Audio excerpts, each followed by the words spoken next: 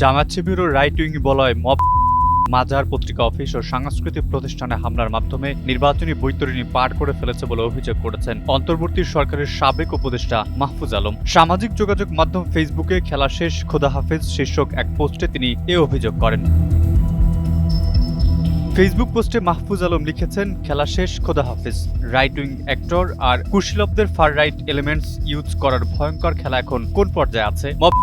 মাজার পত্রিকা অফিস ও সাংস্কৃতিক প্রতিষ্ঠানে হামলায় ওদের মার্সেনারি হিসাবে ব্যবহারের ভেতর দিয়ে নির্বাচনী বৈতরণী পার করা শেষ। এখন হাত দিয়ে ফেলবে জাসি রাইট উইং বলয়।